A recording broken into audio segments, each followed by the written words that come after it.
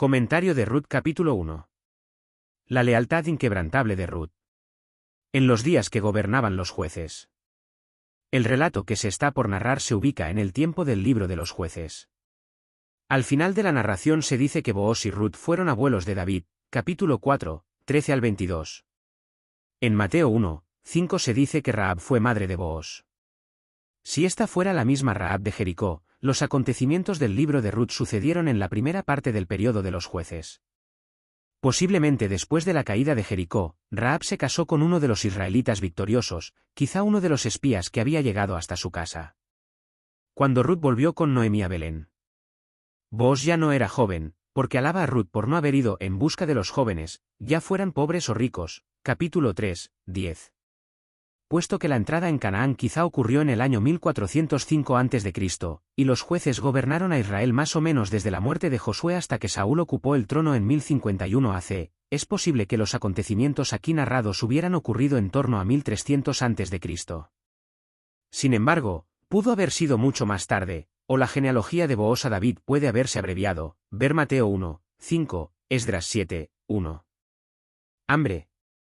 Durante siglos, Palestina había sufrido sequías periódicas, ver Génesis 26, 1, 45, 5 al 11. Dios había prometido lluvia en su tiempo. El hecho de que hubiera sequía, indica que Israel había sido infiel, Levítico 26, 3 y 4, compare con Primera de Reyes 17, 1, y Primera de Reyes 18, 18. Una sequía que afectara al territorio de Judá no afectaría necesariamente las mesetas de Moab, al este del Mar Muerto. Las colinas de Moab eran apropiadas para el pastoreo de grandes rebaños de ovejas y cabras. Sus habitantes hablaban un idioma muy similar al de los hebreos.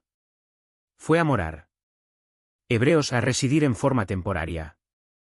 Así como lo habían hecho Abraham, Génesis 12, 10, Isaac, Génesis 26, 1, y Jacob, Génesis 46, 1 al 4, por la misma razón que ellos. Moab. Los moabitas eran descendientes de Lot, y por lo tanto parientes de los israelitas. En cuanto a su origen. En lo que atañe a sus posteriores relaciones con los israelitas. Ruth 2. Elimelech. Este nombre, que significa mi Dios es rey, refleja la piedad de los padres de Elimelech. También podría sugerir que cuando nació Elimelech algunos israelitas ya aspiraran a coronar un rey como los de las naciones vecinas. Si así fuera, los padres de este niño dejaron bien en claro que eran partidarios 430 de los que reconocían a Dios como único legítimo rey de Israel. Noemí.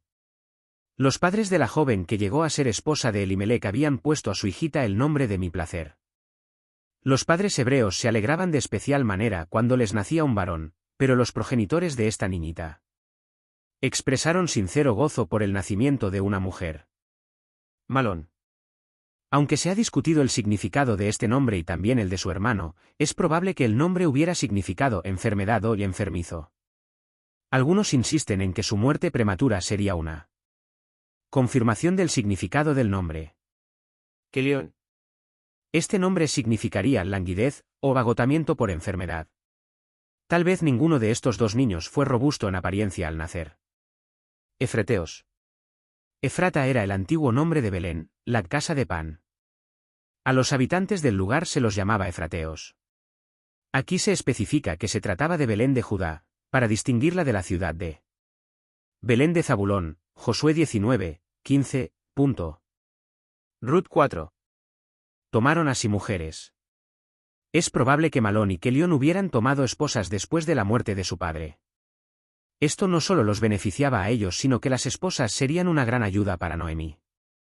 Además los hijos que les nacieran perpetuarían el nombre del difunto padre. Orfa.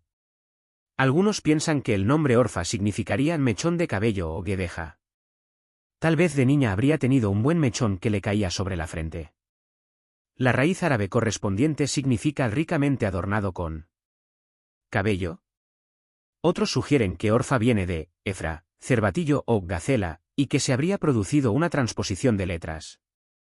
Otra posibilidad es que signifique terca. Ruth 5. Quedando desamparada. Más bien, quedó sola Noemí, sin sus dos hijos y sin marido BJ. No hay razón para pensar que el sufrimiento que le sobrevino a Noemí fuera un castigo divino por el pecado. Entre los judíos era común la idea de que el sufrimiento era un castigo, ver Juan 9, 2. A fin de corregir esta idea errónea, Moisés escribió lo que tal vez fue el primer libro del Antiguo Testamento, el de Job. Moisés mismo quedó chasqueado durante 40 años en Madián antes de que Dios considerase que estaba listo para dirigir a Israel. Así también los sufrimientos de Noemí la prepararon para llevar a Ruth a la tierra prometida, tanto en forma figurada como literal. Dios puede permitir el sufrimiento a fin de que nuestros caracteres sean preparados para el servicio y para la ciudadanía en su reino. Ruth 6. ¿Se levantó? Es decir, se preparó para partir. Noemí se sobrepuso a la calamidad que le había sobrevenido en la tierra de Moab. Tuvo el valor de hacerlo cuando supo que Dios en verdad había bendecido a su pueblo dándole pan. Ruth 7. Salió. Ojalá se diga de nosotros como se dijo de Noemí, que emprendemos la marcha desde donde estamos y nos encaminamos en la dirección que Dios quiere que tomemos.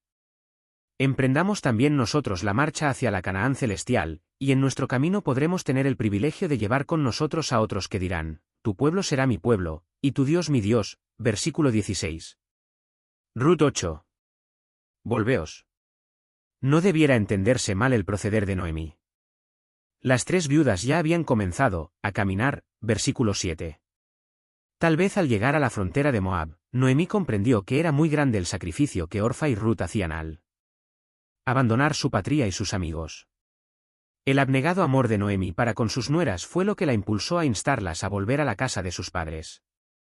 La costumbre oriental las ligaba a ella, pero Noemí rehusó insistir en que estuvieran a su servicio. No deseaba obligarlas a comenzar una nueva vida en un país extraño, sino que las dejó libres para que se volvieran a casar y tuvieran sus propios hogares. No necesitaban dedicarse a cuidar de la madre de sus respectivos difuntos esposos, lo que, de acuerdo con la costumbre, se habría esperado de ellas. Noemí era una suegra ideal. Ni siquiera insistió en que sus nueras cumplieran con ella lo que era su deber, sino que las dejó enteramente libres para escoger como quisieran. Al hacer esto, Noemí se destaca como un ejemplo que bien podrían emular todas las suegras.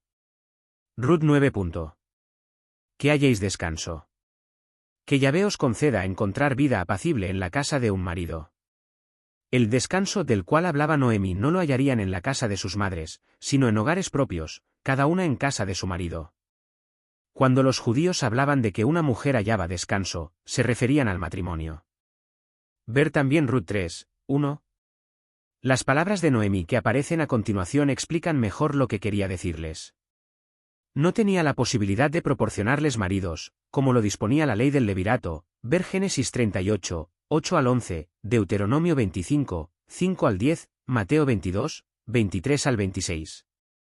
La palabra que se traduce descanso es menuja, que viene de un verbo que significa quedarse, establecerse. Ruth 10. Ciertamente nosotras iremos. Las costumbres sociales obligaban a las dos jóvenes a quedarse con Noemí y a hacer lo que ella les mandara. En los versículos 11 y 12 se implica además la costumbre que exigía que un hombre se casase con la esposa de su hermano y perpetuara así el nombre y la familia de éste, ver Deuteronomio 25, 5 al 10. Ruth 11. ¿Para qué habéis de ir? Aunque tenían el deber de ir, Noemí les hizo notar que ellas debían escoger, y no ella. Renunció a su derecho de que se sometieran a ella, y bondadosamente les dejó libertad de elección. Sin duda esto representaba un gran sacrificio de su parte porque ya era vieja para tener marido, versículo 12, y era natural que esperase que las dos jóvenes la sustentaran y la sirvieran en su vejez. Ruth 12. Volveos. Por tercera vez Noemí pide a Orfa y Ruth que se vuelvan, versículo 8, 11. Noemí les hablaba con toda sinceridad. Este tercer ruego fue suficiente como para persuadir a Orfa, versículo 14, pero Ruth rehusó aun cuando se lo rogó por cuarta vez, versículo 15. Yo ya soy vieja. Es evidente que Noemí ya estaba comenzando a sentir los achaques de la vejez, y no se sentía capaz de establecer un nuevo hogar y criar hijos. Parecería también que los chascos de la vida pesaban mucho sobre ella, ver versículo 20. Sin embargo, enfrentaba su suerte con resignación. Confiaba en sí misma y en que Dios proveería para ella, ver Salmos 37, 25. Ruth 13. ¿Habíais vosotras de esperarlos? Orfa y Ruth ya habrían llegado a una edad bien madura antes de que los hijos que pudiera tener Noemí siempre que se casara inmediatamente y tuviera hijos, pudieran llegar a la madurez. Mayor amargura tengo yo. Yo tengo gran pena por vosotras. A pesar del dolor que tenía en el corazón, ver versículo 20, Noemí pensó en la pena de sus dos nueras, que estaban en la misma situación de ella. Noemí temió que era demasiado vieja como para formar otro hogar, versículo 12, pero ellas eran aún jóvenes, y tenían toda la vida por delante, ver Joel 1, 8. A Ruth se la llama específicamente joven. Hebreo Nahara, capítulo 2, 5 y 6.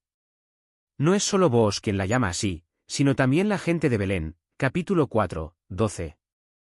Es evidente que apenas había entrado en la edad adulta.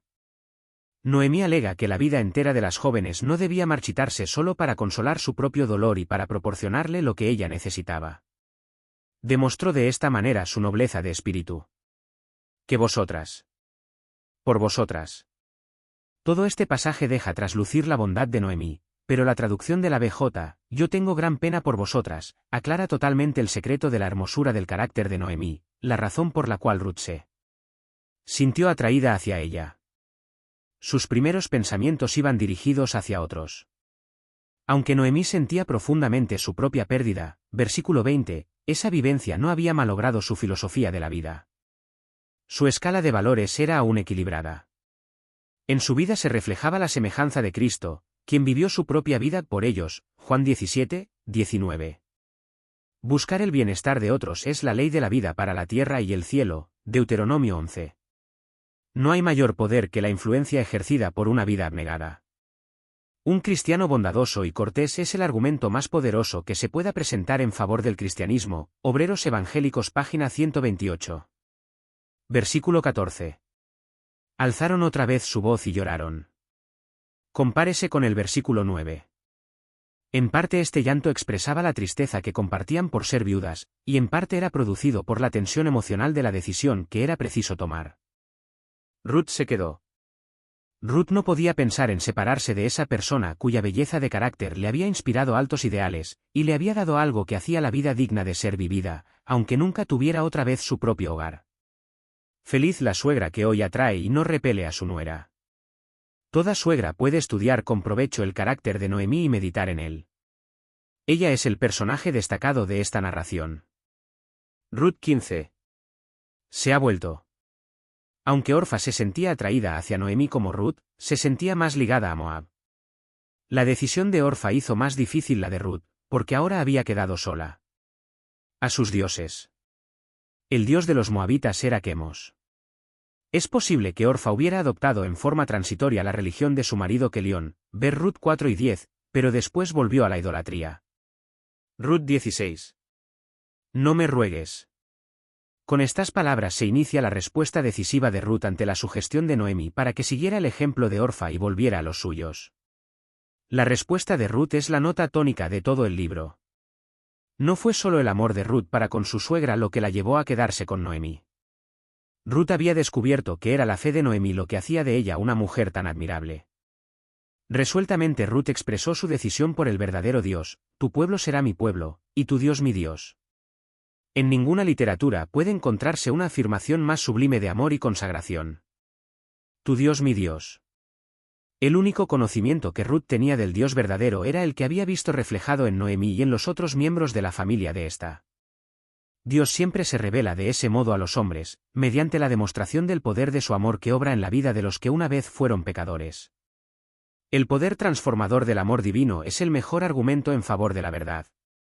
Sin él, nuestra profesión no será mejor que metal que resuena o címbalo que retiñe. 1 Corintios 13, 1. Ruth 17. Así me haga Jehová. En este pasaje Ruth usa el sagrado nombre de Jehová. Se compromete con un juramento e invoca el castigo del Dios de los israelitas si ella permite que otra cosa fuera de la muerte la separe de Noemí. Ruth habla aquí de la muerte que sobreviene a todos. Ruth usa la fórmula habitual del juramento hebreo, la que aparece vez tras vez. En el Ad. En 1 Samuel 3, 17, Elí invoca el castigo de Dios sobre Samuel si éste le esconde alguna cosa de lo que Dios le ha mostrado cuando lo llamó por nombre. Esto señala el comienzo del ministerio de Samuel como profeta. Si Samuel escribió el libro de Ruth, cosa que por lo general han aceptado los eruditos conservadores, esta forma similar de expresarse se vuelve más significativa. También aparece esta fórmula en 1 de Samuel 25, 22, donde David mismo la usa para jurar que destruirá a Nabal y a todos los de su casa. David usa de nuevo esta fórmula cuando jura que pondrá a Amasa como capitán del ejército, 2 Samuel 19, 13. Parafraseando lo que dijo Ruth, podría decirse: juro por el verdadero Dios que solo la muerte me separará de ti. Ruth había resistido la prueba suprema. Había probado que de corazón era más judía que moabita. Había ocurrido un cambio durante su trato con Noemí, y sabía que estaría más contenta y se sentiría más en casa en la extraña tierra de Israel que en su terruño de Moab, entre sus amigos de siempre. El conocimiento del verdadero Dios liga los corazones humanos con vínculos más estrechos que los de raza o familia. Ruth 18. Tan resuelta. He aquí un rasgo de carácter notabilísimo. Ni las instancias de Noemí, ni el ejemplo de Orfa pudieron modificar la determinación que Ruth había tomado de echar su suerte con Noemí y con el Dios de Noemí. Ruth 19. Llegaron a Belén. No se sabe en qué punto de Moab habrían vivido Noemí y su familia, ni si entraron en Moab desde el norte o desde el sur. En todo caso, al volver de Moab a Belén, debieron descender unos 1372 m desde las mesetas de Moab, hasta el nivel del Mar Muerto y después ascender unos 1143 m hasta Belén, en un viaje de unos 120 kilómetros. No sabemos cuán rápidamente pudieron viajar Noemí y Ruth, ni cuánto pudieron llevar consigo. Pero en esos días las mujeres estaban acostumbradas a viajar a pie, y a llevar cargas mucho más pesadas de las que podrían llevar las mujeres de países occidentales hoy en día. Toda la ciudad se conmovió. Aunque quizá Noemí estuvo ausente unos 10 años, todavía tenía muchos parientes y amigos en Belén, porque, al final de cuentas, ese era su hogar. En tiempos bíblicos, cualquier aldea rodeada de muros recibía el nombre de ciudad, aunque según lo que entendemos ahora podría ser muy pequeña. Josué enumera ciudades tales, capítulo 15, 21 al 62. Es evidente que un muro rodeaba a Belén, porque se menciona la puerta de la ciudad donde se tramitaban las transacciones oficiales, Ruth 4, 1. ¿No es esta Noemí? Esta pregunta de los aldeanos de Belén no indica necesariamente que les resultaba difícil reconocerla, aunque sin duda las vicisitudes por las cuales había pasado habían afectado en buena medida su apariencia. En su respuesta, Noemí habló de la amargura, versículo 20, de su aflicción, sobre todo porque había salido llena, y había vuelto con las manos vacías, versículo 21. Noemí no estaba tan preocupada por la falta de bienes materiales como porque había vuelto sola. Por lo tanto, cuando los aldeanos preguntaban ¿no es esta Noemí?, en realidad exclamaban, ¿es esta Noemí, que vuelve sola y viuda? Les parecía increíble que tanto el marido como los 2 hijos hubieran muerto. Patriarcas Reyes 14, Palabras de vida del Gran Maestro, páginas 273 y 283. Comentario bíblico adventista, capítulo 1 del libro de Ruth.